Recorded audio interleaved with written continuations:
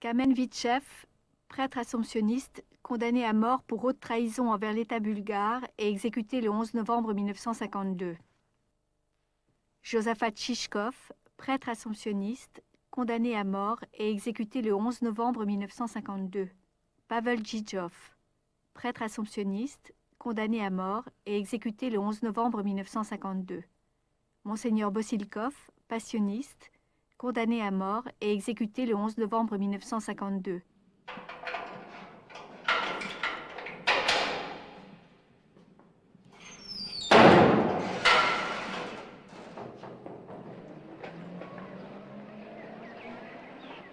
De tous les pays satellites de l'ancienne Union soviétique, la Bulgarie a toujours été l'une des nations les plus proches et aussi les plus dépendantes de la Russie, tant à travers son histoire que son économie et sa culture. Déjà au IXe siècle, les saints Cyril et Méthode, au service de l'Empire byzantin, donnèrent à l'Europe orientale un alphabet capable d'exprimer les particularités de la langue slave.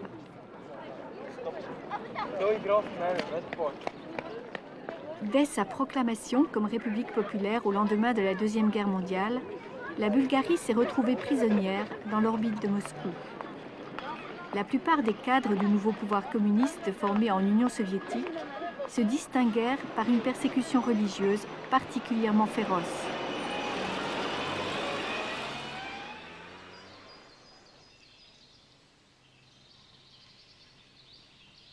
Comme dans les autres États du bloc soviétique, les orthodoxes furent victimes de cet acharnement. Mais en Bulgarie, seuls les prêtres et les laïcs jugés individuellement trop engagés ont été inquiétés.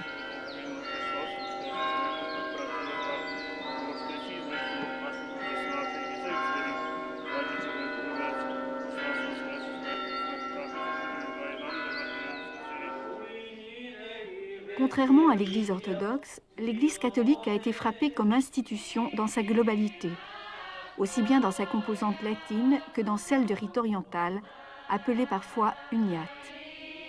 Il était facile pour le pouvoir d'opposer une Église orthodoxe nationale aux églises catholiques ou protestantes, plus indépendantes et moins malléables, d'autant qu'elles étaient alors accusées d'être à la solde du capitalisme et des puissances occidentales. La petite communauté catholique, qui représentait à peine 1% de la population alors que le pays comptait 80% d'orthodoxes, est vite devenue la cible privilégiée qu'il fallait abattre. La congrégation des Assomptionnistes fut particulièrement touchée, malgré son profond enracinement en terre bulgare.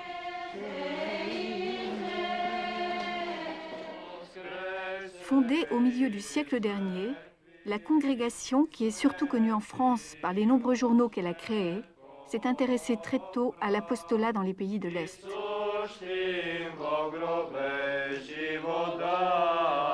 En 1863, le père Galabert fut le premier assomptionniste à se rendre en Bulgarie. Qu'ils soient de rite latin ou qu'ils aient adopté le rite oriental, les assomptionnistes, en collaboration avec les Sœurs Oblates de l'Assomption, ont eu le souci permanent de maintenir l'unité entre l'ensemble des chrétiens et la volonté de servir la nation qui les avait accueillis. Dès 1948, la répression obligea les religieux et religieuses étrangers résidant en Bulgarie à quitter le pays. Leur congrégation jouissait pourtant d'un prestige considérable auprès de la population, notamment par la qualité de leurs hôpitaux et surtout de leurs collèges. Ces établissements avaient formé pendant plusieurs décennies la majorité de l'élite bulgare, dans un esprit d'ouverture et de convivialité interreligieuse, avec le soutien, il est vrai, de leur pays d'origine, qui voyaient là un moyen d'influence culturelle non négligeable, notamment dans le domaine de la francophonie.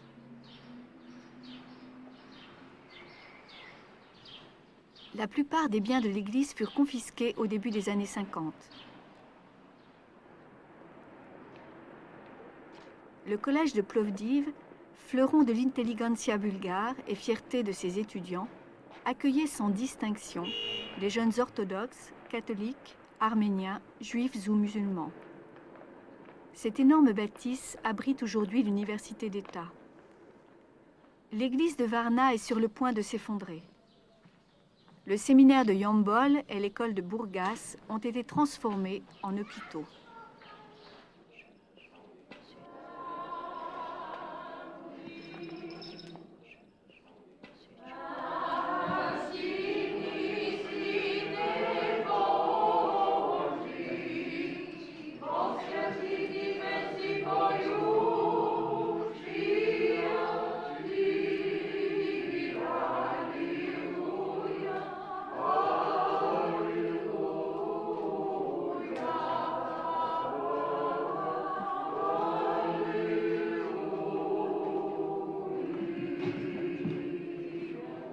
En 1952, les prêtres et religieuses catholiques de nationalité bulgare sont à leur tour persécutés par le pouvoir communiste. Les motifs souvent les plus futiles ont été invoqués pour les chasser de leurs églises et mettre les plus récalcitrants hors d'état de nuire.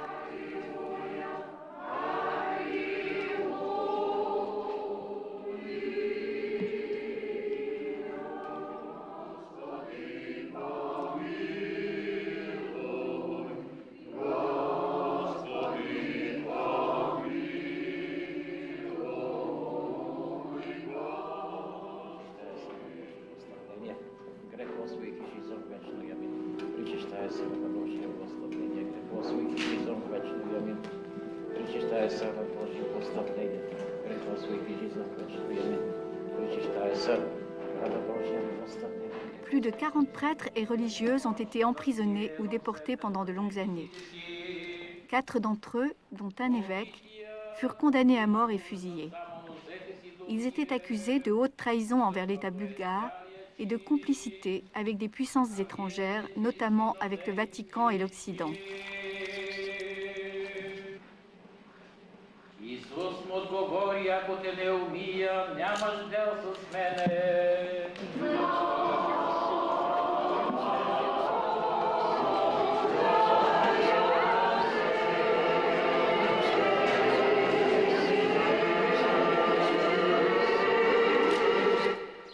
Беше срещу Петровден. Дойдоха най-силните трима тук от селото, комунисти. Той беше изповедалницата с една жена и изповядваше. Каза му да излезе веднага и да ги слуша, който му кажат, да тръгва. Оттам изляза, че тук горе търся документи, не можа да намерят нищо. Слязаха ядосани, сложа го в колата и не му да се сбогува с нас. Да дърпа му брадата с куба, имаше брада тогава. И заминаха. On rentre dans la petite salle et je leur propose des chaises de nouveau pour s'asseoir. Et ils disent non, ils ne s'assoivent pas, mais l'un d'eux vient près de moi, met sa main dans mon épaule et il dit, sur mon épaule et il dit vous êtes arrêté. Moi, je tombais des cieux. Arrêté? Qu'est-ce que ça veut dire? Oui, vous êtes arrêté. Mais pourquoi je dis? Ben, c'est vous qui le direz. C'est vous qui le direz. Bon, et puis il dit, pour plus de facilité, enlevez votre soutane. Alors, j'ai dû enlever la soutane. Et ils ont commencé à me fouiller. Et puis, on a commencé à faire la fouille de la maison, salle par salle, chambre par chambre. Alors, on a fait la fouille et on est allé à l'église. Ils ont voulu que j'ouvre le tabernacle. Et à ce moment-là, comme j'avais le Saint-Sacrement, je voulais le consommer, étant donné que je voyais que je devais partir. Mais ils ont dit non. Ils ne m'ont pas laissé consommer le Saint-Sacrement. Je pense que ils avaient peur que ce soit un poison caché là, dans le cas où je n'aurais besoin. J'entends une vingtaine de personnes civiles avec une uniforme qui viennent m'arrêter. Vous êtes arrêté avec les fusils sur moi, le pistolet et tout. Et ainsi. On m'a déshabillé, on m'a mis d'autres habits, on m'a mis les chaînes. Et puis voilà, on a fouillé partout, la chambre, puis l'église. Et on m'a lié les yeux, bandé les yeux, et ainsi on m'a mis dans un jeep. Всичко навсякъде бъркали във вазите с вода, във всичко, разкривали олтаря и накрая взели да отварят табернакула. Сестра Чичилия им казва, това не може да направите вие, защото не само един свещеник можете. Те казали, не признаваме никакви свещеници. Alors, on nous a rassemblés et on a commencé à nous fouiller, n'est-ce pas, à voir qu'est-ce que nous avons sur nous. Naturellement, nous n'avions pas des armes, bien sûr, Mais tout ce qui était suspect, par exemple, des épingles, des choses qui pouvaient, avec lesquelles, si jamais on était tellement troublés, désespérés, qu'on pouvait se faire du mal. Et puis ils ont commencé à faire la perquisition de la maison. Les autres sœurs, on les a là aussi dépouillées de leurs voiles, de certaines choses qu'ils redoutaient. Mais moi, on m'a laissé un petit peu plus habillée, si je peux dire, n'est-ce pas? Parce que c'était déjà tard, ils étaient fatigués. C'était 5 heures, presque 6 heures. Et puis nous sommes sortis avec dans une auto. Et je demandais où on me conduisait. Ils ont dit en prison, dans la prison centrale. La plupart des prêtres et religieuses arrêtés ont passé ici, dans la prison centrale de Sofia, plusieurs mois avant d'être jugés. E era proibito appoggiarsi al muro, era proibito chiudere gli occhi, così, a riposare, era proibito sdraiarsi sul letto, riposare così, o passeggiare o stare seduto. Questa era la regola. Se uno chiude gli occhi un po', subito la sentinella ogni minuto guarda che cosa fa, perché sempre gira. Quando viene alle 10 di sera, arriva, passa la sentinella e tu senti la voce ad ogni porta, a letto, a letto, a letto, dunque puoi dormire. E tu aspetti questo momento con una grande impazienza. Appena passati 15 minuti o mezz'ora, bussa alla porta, chiave, il rumore della chiave è terribile. Quando senti la chiave, come se fosse nel cuore. Così. Alzati, alzati e si conduce al quarto piano. Durante il cammino dalla cella al quarto piano non si pronuncia nemmeno una parola. I poliziotti non parlano tra di loro perché non sentire la voce, soltanto fischiando. Così fanno. E si arriva nella cella. Nella cella c'è l'ufficiale aspetta di turno che conduce il tuo interrogatorio e comincia.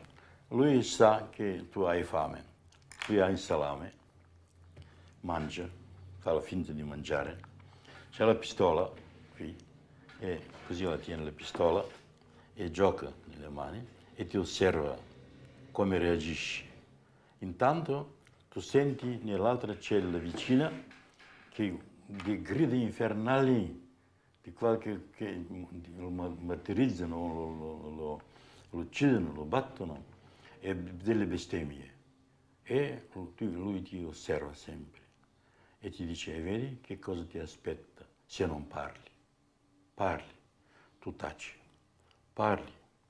E allora dice, io posso aspettare un giorno, una settimana, un mese, un anno, ma se tu non parli, tu rimani qui, non ci sarà processo.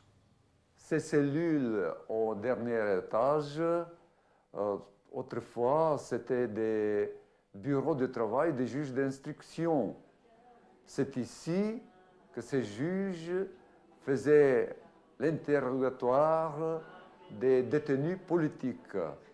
C'est là qu'ont été interrogés, et pas simplement interrogés, mais maltraités, les pères assomptionnistes, Père Pavel Djidjev, Père Kamen et tous les autres de leur procès. Maintenant, je vois que ce sont des cellules d'habitation pour des prisonniers, mais ce sont des prisonniers de droit commun. Nous étions assis sur une table l'un contre l'autre.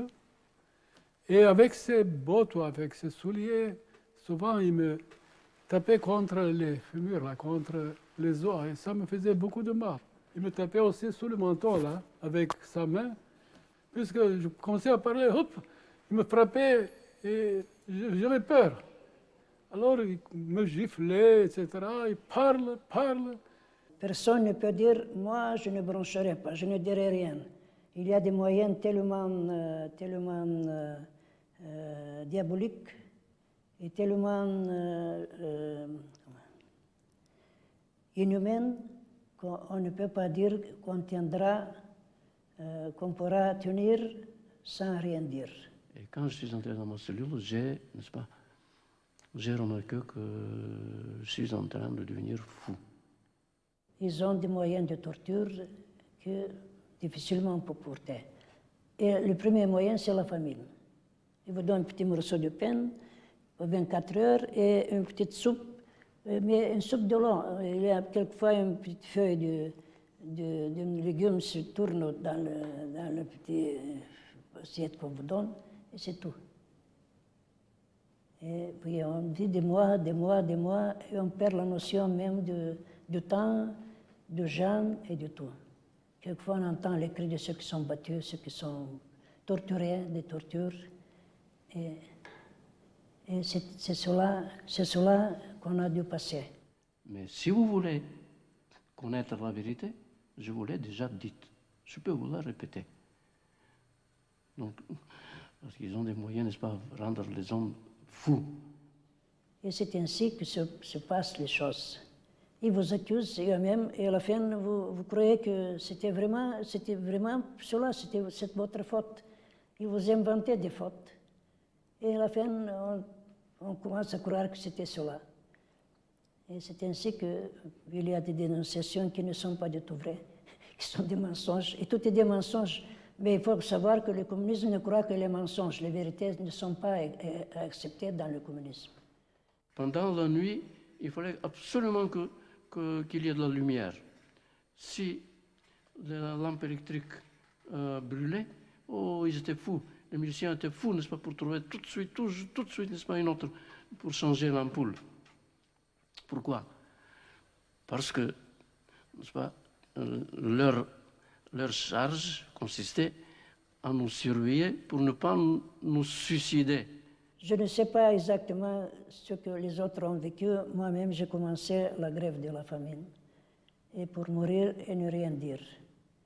Mais c'est une question morale. Est-ce qu'on a droit de se donner la mort? Avec quelques exceptions, presque tous, la majorité, ont avoué avoir été des espions sans avoir été des espions.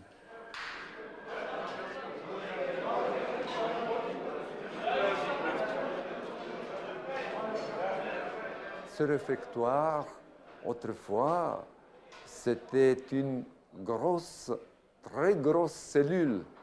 Elle était prête à recevoir 250-300 personnes. Mais nous étions entre 1200 et 1400. Là, nous ne pouvions pas trouver la place pour nous coucher. Il y en avait qui dormaient assis, d'autres qui dormaient tout droit, appuyés auprès des planches. Et on l'appelait Chankay à cause du désordre et du mélange d'êtres humains qu'on y voyait. Quando vedevo che ci sono dei padri di famiglia che hanno lasciato fuori la donna e i bambini senza niente, allora questo è veramente pena, faceva pena. E che loro soffrivano senza sapere perché. Noi eravamo felici che sapevamo perché soffriamo e questo già è un'altra cosa. Per esempio, un vecchietto molto buono, aveva 2 figlie, Lazzaro si chiamava, è un simpaticone, ignorante, però un'anima candida, sincera, bella, e era condannato a 15 anni di prigione perché non voleva diventare comunista, era agrario. E vengono a dirgli, le tue figlie non vedranno mai una vita buona, non potranno mai studiare all'università perché tu sei colpevole, tu li hai rovinati, è povero. E se tu diventi comunista, allora le tue figlie potranno studiare. E lui la risposta dice, se no 15 anni rimarrai in prigione. E lui, povero, dice, sì, 15 anni, però non tradisco mai la mia fede. Un jour, il m'a dit, voyons, Boyce, qu'est-ce que vous aviez tellement à vous confesser? Quelle confession vous faisiez? Vous êtes des personnes enfermées, vous n'aviez pas contact avec le monde. Quel péché vous pouviez faire pour vous confesser? Je lui ai dit, on n'a pas toujours de grands péchés, on a parfois des manquements à la règle, par exemple contre le silence, des petites choses. Et puis il me dit, qu'est-ce que c'est? Est-ce que vous pouvez dire que vous avez toujours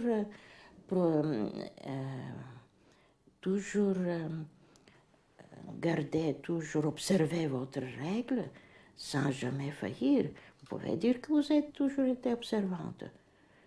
Et moi, j'ai senti que quelque chose me venait dans la conscience comme un sentiment de culpabilité, n'est-ce pas, de regret, parce que forcément, qui peut dire qu'on a toujours été exactement.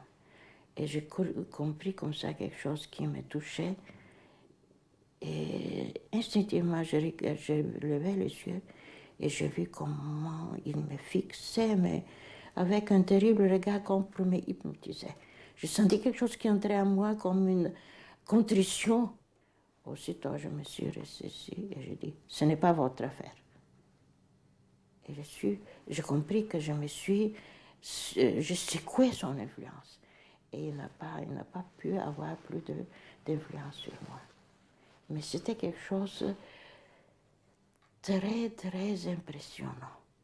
J'ai cru comprendre comment ils ont le moyen d'entrer dans la conscience d'autrui et par là de lui imposer ce qu'ils veulent pour qu'il se trouve coupable sans être coupable.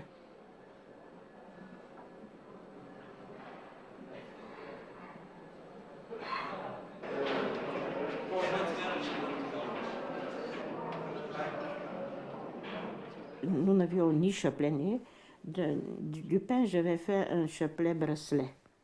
Et puis d'un autre morceau de pain, j'avais fait une petite figure et je disais que c'était la Sainte Vierge. Et quand il m'interrogeait que je puisse avoir recours à la Sainte Vierge, je tenais cette petite figure comme quoi, en la serrant, c'était la prière comme quoi la Sainte Vierge me vient au secours. Et il a compris que je tenais quelque chose en main. Il m'a dit, ouvre la main. Mais je fais comme ça. Ouvre l'autre. Je fais comme ça. Ouvre les deux mains. Et il a vu la petite figure. Qu'est-ce que c'est ça? J'ai dit une petite figure. Donne-la-moi. Et vous savez ce qu'il m'a dit? Est-ce que c'est ça qui te donnait la force? Il a senti une force qu'il voulait s'expliquer. Et il a pris ça, il l'a mis sur sa carafe. On dit oui. Il sentait cette grâce, cette force que le ponte nous donnait. Et voilà.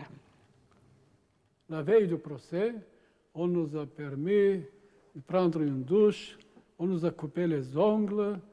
On nous a obligés à manger pour que nous... Donc, c'est formidable. Les yeux étaient enfoncés, mais très profonds. Ici, les oreilles. Mais vous savez, je ne pouvais pas...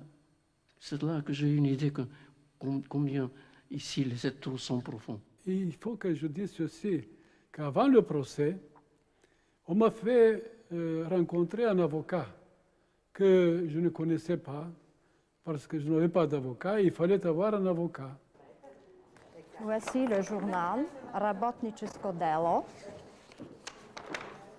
organe du comité central du Parti communiste bulgare. Le 21 septembre 1952 est publié l'acte d'accusation qui a été remis aux inculpés, 40 personnes, dont 28 prêtres catholiques et un évêque. Sur la page 3 du 27 septembre, on voit une caricature, l'hôtel de l'organisation des espions. Le 30 septembre, on commence à publier les comptes rendus du procès des prêtres catholiques. Et le 29 septembre, il y a un article, le Vatican au service de l'impérialisme américain.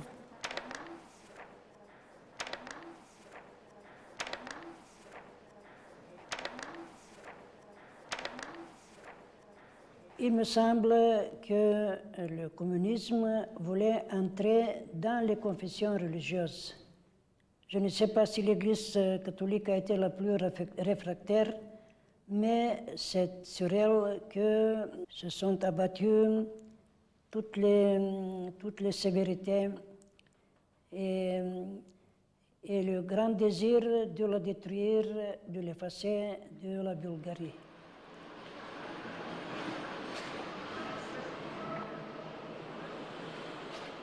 C'est là que s'est passé notre procès. On nous a mis en rang, après la culpabilité à peu près. Les premiers qui entraient, c'était ceux qui ont reçu les plus grandes peines, comme les exécutés à mort.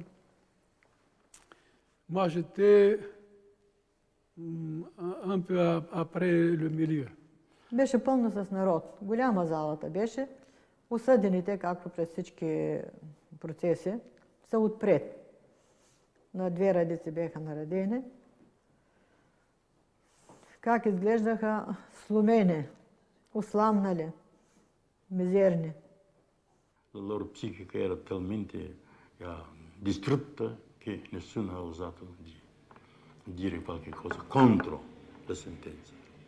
Ce qui m'a frappé, et ce qui a frappé beaucoup de gens qui assistaient, avaient la permission d'assister à ces procès, était la manière dont la sécurité d'État, la KGB, a réussi à leur inculquer et leur mettre dans leur tête pour se reconnaître qu'ils sont coupables. Ils se reconnaissaient coupables comme s'ils étaient des vrais espions. И в петък, второто заседание, в 18 часа, трябваше да четат смъртните, т.е. присъдите, нали? И чакахме, цялата зала, всички, нали, чакам и да излезе състава, съдебния състав. Никой не идва. И в 9 часа чак излезнаха съдиите и почнаха да четат присъдите. И първо четоха смъртните присъди. Ces images ont été filmées à Sofia par les autorités communistes bulgares en 1952, lors du procès des prêtres catholiques. Les 4 condamnés à mort sont encadrés par des policiers. À la barre, le père Kamenvitchev. Le père Pavel Djidjov.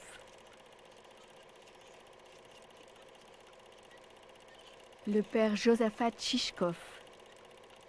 Monseigneur Bosilkov. Le père Koupen Georgiev. Plusieurs religieuses ont également été condamnées. Les accusés étaient assistés d'un avocat imposé par le parti. Monseigneur Méthode Stratiev, le père Goratz Kourtev, le père Rabar Markov, le père Ivan Stanev, Monseigneur Samuel Djundrin, Pencho Spasov, deuxième procureur, Petko Petrinsky, premier procureur. Le président du tribunal prononce les sentences de mort.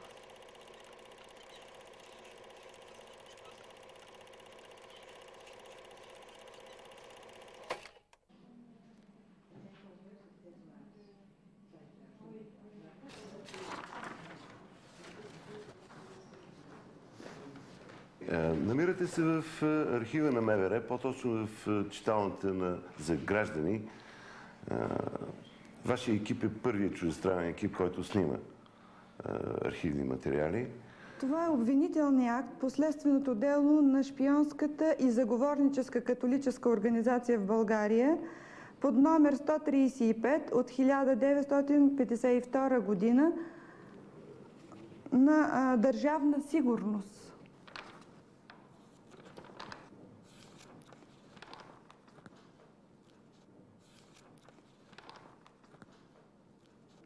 Това е албум по делото на шпионската католическа организация, изготвен от Държавна сигурност, с снимки на участниците в процеса. Католическият владика Евгений Левиджов Босилков от град Русе, католическите свещеници Камен Вичев Янков от град Пловдив и Павел Йозов Джиджов, също от град Пловдив, Юзафат Андреев Шишков от град Сталин, днеска град Варна, Методи Димитров Стратиев от град Ямбол, днес екзарх на българите католици. Следва снимки и на другите подсъдими по процеса,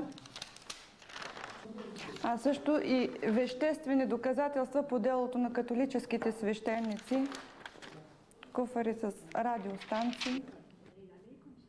La détention d'armes fut l'un des principaux griefs retenus à l'encontre des prévenus accusés de préparer un complot contre le régime communiste. En fait, la plupart de ces armes provenaient du musée du collège de Plovdiv et dataient de la Première Guerre mondiale. D'autres furent déposées par les policiers eux-mêmes lors des perquisitions. Les émetteurs étaient de simples appareils de démonstration pour les collégiens. Това са веществени материали от обвинението срещу група свещеници през 1952 година, действали срещу интересите на България. В този куфър има радиостанция и радиоприемник с комплект, съответния комплект антени и слушалки към тях. Това са 2 броя акумулаторни батерии, захранващи радиостанцията. Тук има кобур и от оръжие. Участвали са в експозицията за история на Министерство на вътрешните работи и за първи път се допуска чуждестранен телевизионен екип да заснеме тези веществени материали. Dopo il processo, che siamo stati condannati, siamo tutti condotti in una cella numero 37, così chiamata gonfiabile. E lì io sono rimasto 46 giorni. In questa cella, che era destinata a rompere il carattere del prigioniero e di farlo una persona nuova, era veramente un inferno per noi.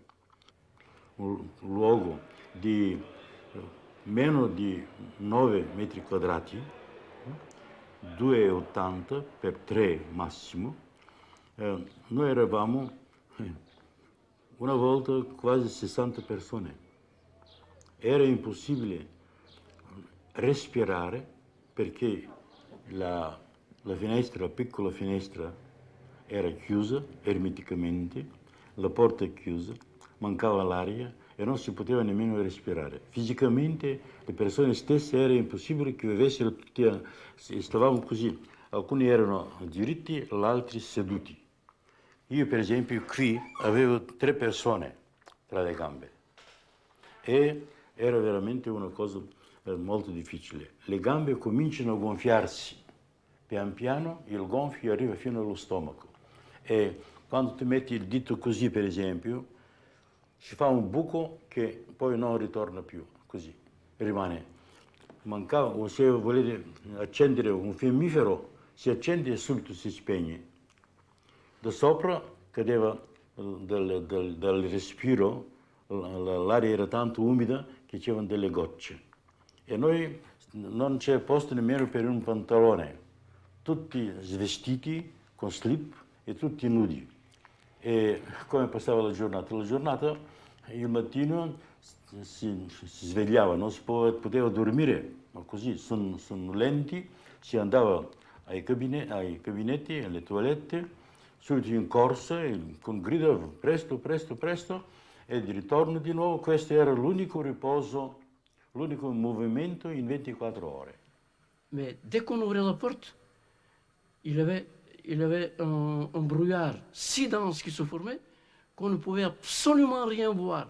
E quando veniva verso le 11 ci portavano del pane e si apriva la porta, c'era un po' di aria, si respirava un po', e allora tutti come un fiore che vede il sole e l'acqua, un po' si ravvive, e gettavano i pezzi di pane come i cani.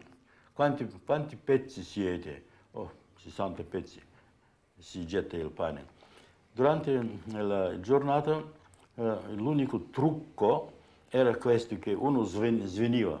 Difatti svenivano spesso e realmente svenivano perché mancava l'aria, ma qualche volta per poter aprire un po' la porta e avere un po' di aria si bussava con le zoccole alla porta per dire che uno è svenuto. Veniva il poliziotto, apriva la porta, lo tiravano come un agnello ammazzato, li tiravano fuori, mettevano un secchio d'acqua sopra, lui si riaveva un po' e così si guadagnava un minuto di aria per respirare un po'. Това е протокол, издаден на 11 ноември 1952 година в София, удостоверява смъртната присъда изпълнението на смъртната присъда на 4 католически духовници. В него се казва: заместник прокурора разпореди смъртното наказание върху Камен Вичев Йонов, Павел Йозов Джиджов, Юсафат Андреев Шишков и доктор Евгений Левиджов Босилков в 23 часа и 30 минути бе изпълнено, след което лекаря констатира, че наказаните лица са престанали да живеят и труповете по надлежния ред бяха отнесени в гробищата и погребани. Протоколът е подписан от прокурора Иван Манафов, от началника на затвора Георги Москов и от лекаря Димитър Раев. D'origine orthodoxe, le père Kamen Vitchev fut considéré comme le chef du complot par le pouvoir en place. Philosophe et scientifique brillant, à 59 ans, il jouissait d'une réelle influence intellectuelle et spirituelle en Bulgarie. C'est le père Kamen ici. Et c'est son frère cadet, et ici c'est moi.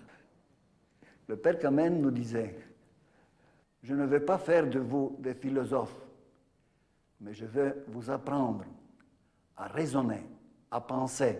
Alors, si je réussis, c'est que j'ai rempli mon devoir. Il disait, vous savez, mourir tout de suite, exécuter, c'est plus facile que d'être martyr pendant toute sa vie. Je ne pouvais pas concevoir comment un homme comme le père Kamen pouvait être un traître, chef d'une conspiration politique. Mais au procès, il a dit, voyez, personne de ses pères n'est coupable. Il n'y a que moi. Si vous voulez, donnez-moi une peine la plus difficile, si vous voulez, quoi que ce soit, mais tous les autres sont innocents. Le père Josaphat Shishkov, 68 ans, était le plus âgé des condamnés. Cet homme, ouvert sur la modernité, chaleureux, cultivé, parfaitement francophone, était passionné par le cinéma et la photographie. De caractère, je le connais comme un homme très jovial. Il avait une méthode très pratique. Il était bon pédagogue. Par exemple, je me souviens, la première classe avec lui, la première séance pour ainsi dire, il nous a fait apprendre l'alphabet français en 1 heure, pour ainsi dire. Et quand on a annoncé qu'il est condamné à mort, il dit à haute voix, moi je ne sais pas que des gens âgés, on les condamne à mort aussi. Il a dit seulement cela, c'est sa dernière parole que j'ai entendue du père Josaphat. Le père Pavel Djidjov n'avait que 33 ans lorsqu'il fut condamné à mort. Sportif, doué d'un certain sens pratique, responsable de l'économat du collège de Plovdiv et du vicariat d'Orient, c'était un homme dynamique, enthousiaste, déterminé, très estimé par ses pairs et par les étudiants qui l'approchaient et sur lesquels il exerçait une profonde influence. Si sentiva la notte quando uno per uno si chiamavano dalla cella, una cella davanti, di fronte a noi, dove con martelli si sentiva come si chiudono queste le catene e si sentiva dunque, allora era certo che erano queste celle dei condannati a morte. Una delle sentinelle dei poliziotti mi ha incaricato una volta di scegliere tra i prigionieri 5, 6, 7 persone a lavare, perché ogni sera il corridoio si lavava con stracci e acqua e così per tenerlo pulito.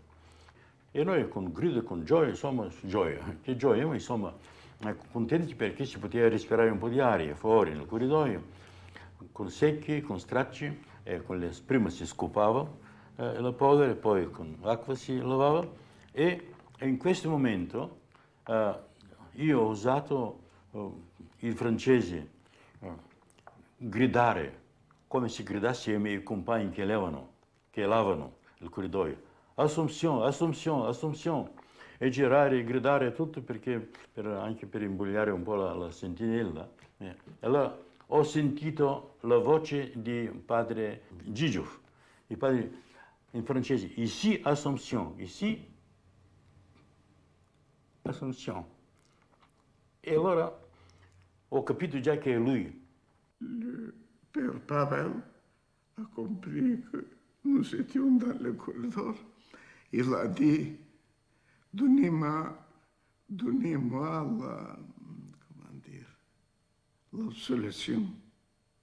Alors on lui a donné l'absolution.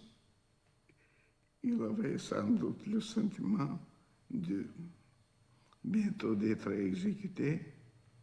E c'est pour cela qu'il demandait cela. Cosa fai? Che cosa fai? Io insegno francese a un ragazzo condannato anche a lui a morte. E allora, ritornando di nuovo, ho detto, Assumption, confiteor. E lui ha risposto, confiteor. Io intanto stavo lì, come se lavassi il corridoio, e gli ho detto, absolution. Gli ho dato la soluzione, lui ha fatto l'atto di penitenza e questo era l'unico e l'ultimo incontro, lui nella cella di morte, io fuori con lo straccio, gli ho dato la soluzione sacramentale. Coupen était plus près de sa porte, c'est lui qui lui a donné l'absolution. Voici quelques-unes des pages des aveux du père Pavel Djidjov, écrits de sa main et consignés dans le procès-verbal de son interrogatoire, enregistré le 9 août 1952.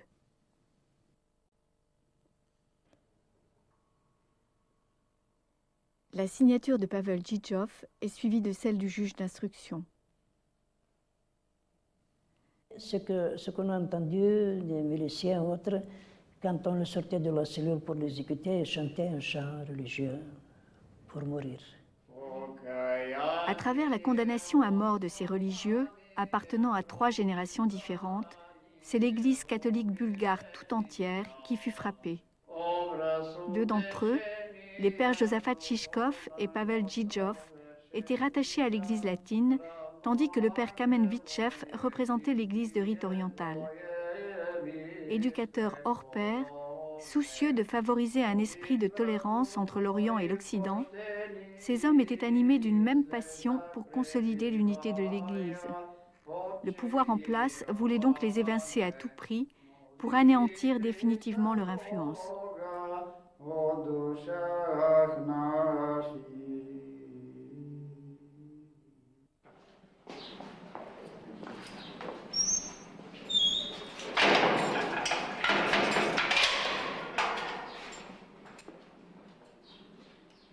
À l'issue de leur jugement, la plupart des prêtres et religieuses catholiques, accusés d'espionnage en faveur de l'Occident, ont été déportés à Béléné, ainsi que plusieurs milliers d'opposants au régime, pour y purger des peines allant de 3 à 20 ans de prison. Cet ancien camp de travaux forcés, reconverti aujourd'hui en établissement pénitentiaire moderne pour prisonniers de droit commun, est situé sur le Danube.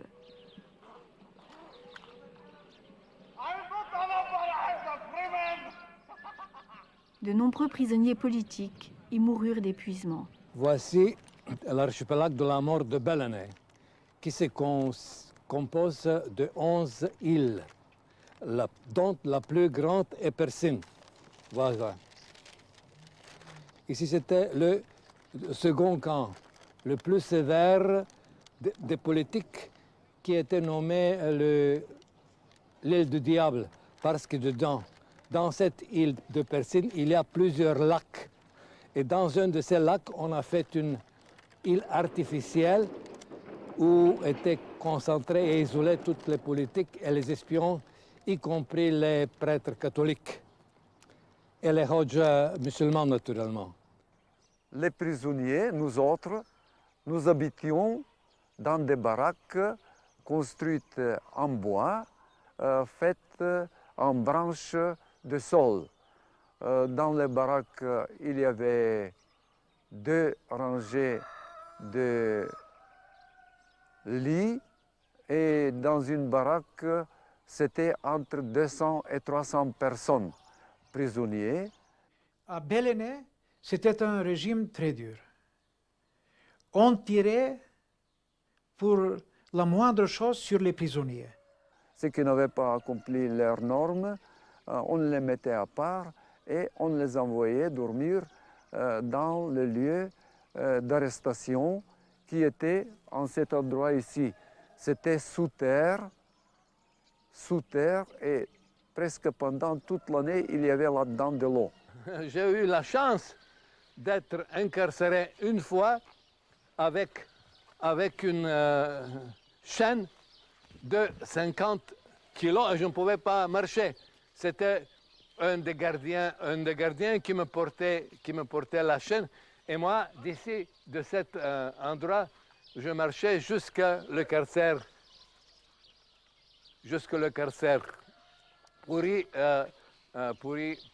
Pour y passer 15 jours.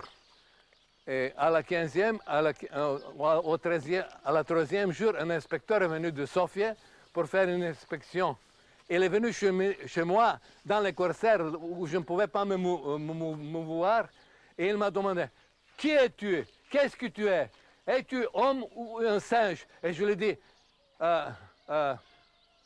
Votre Excellence, je suis un singe, je ne suis pas homme. Et il a ordonné immédiatement de me laisser libre.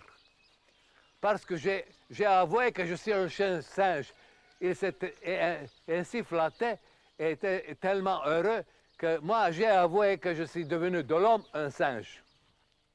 Тук бях хвърлен в снега при 32 градуса температура под нулата. 14 часа пролежах с силно стегнати ръце с лъжета. Имало и моменти през нощта да остана и в безсъзнание, защото върху мен се изпробваха кучета. Всички дресирани кучета. Всички ребра бяха ми начупени. Лявата ми ръка също е вчупена. Една от ключите ми е отгоре сега. Часовия, облечен в кожух, дълъг, стъпил с бутуши в ватирани бутуши за пост на място и го смениха на 40 минути, а аз пролежах цялата нощ, януарска нощ, 14 часа. Питат, от време на време излизат на тераса да пуснат по една вода с извинение и питат, часовия жив ли е? Часовия каза, жив е. До сутринта ще ликвидира. И сутринта, когато трябваше да изляза затворници, аз бях навънка, прибраха ме, при тях в банкетната им зала. Изреждаха се да ме блъскат с имруче по корема, че съм живял. Затвориха затворници и ме вкараха тогава в карцера. При същия студ, там пролежах 10. Накачиха ми веригата. След 10 денонощия, като не умрех, върнаха ме вече в болницата и като влязах на топло, ръцете ми се разкапаха, почна гангрена. Газ гангрена и ръцете ми са рязани тук, при примитивни условия, с ножовка. Направиха една желязна ножовка, двама души, да режат коста, за да закрият. Je suis tant ému que je ne peux pas parler plus. Je ne peux pas parler parce qu'on a tué partout ici déjà. Mes collègues, mes amis. Oui, c'était affreux, c'était affreux. Et grâce à la grande foi que les pères catholiques portaient en soi, ils nous donnaient de courage pour survivre toutes ces sacrifices et toutes ces peines que nous avons subies ici.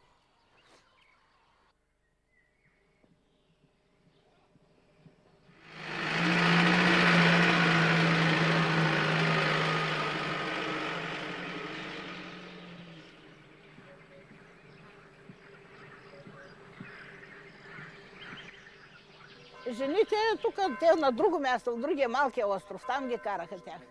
С Тореца, да.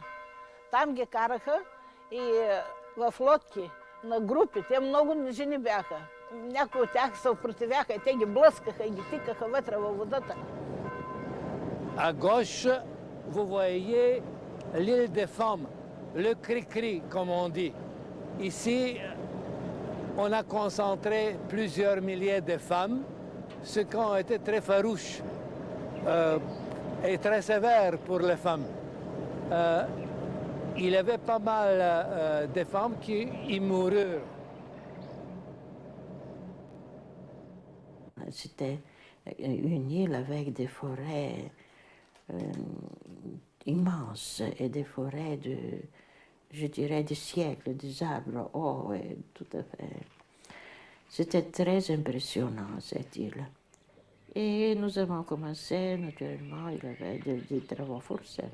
Il y avait à déraciner des arbres, à transporter ces arbres au port, n'est-ce pas? Et puis les hommes des autres îles venaient pour les prendre.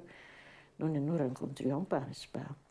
Au printemps, il fallait planter des légumes. Après, toutes sortes de travaux. Finalement, à la fin, on nous a mis à élever des poussins. Тези мъченици са благодатта за нас. Имаме и живи мъченици. Тези свещеници, които всичките са минали, почти всичките са минали през затворите, по 10, 15 и повече години затвори, които са излезли живи от затворите и са продължили с вярност да служат на Бога в Неговата църква тук в България.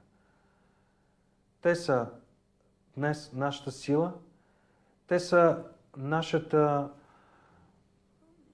нашия кураж да вървим напред, когато виждаме техния пример. Те са миналото на църквата, но благодатното минало на нашата църква. Сега е време да погледнем напред, да погледнем към бъдещето на църква.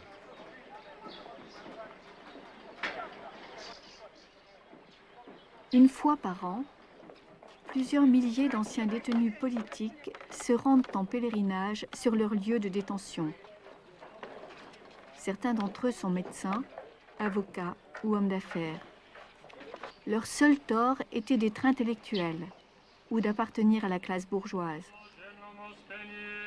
Beaucoup d'autres sont des agriculteurs qui refusèrent le partage de leurs terres.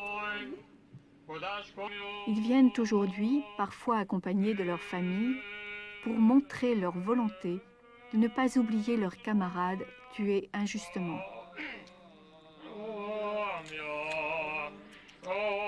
Lors de la cérémonie commémorative, la foule est bénie simultanément par un pope orthodoxe et un prêtre catholique.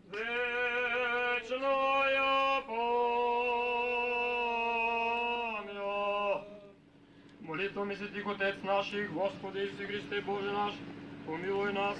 В памет на всички наши другари загинали тук по тази пустош, в тази голяма река. Des gerbes sont jetées au milieu du Danube en souvenir de tous les déportés qui furent abattus ici.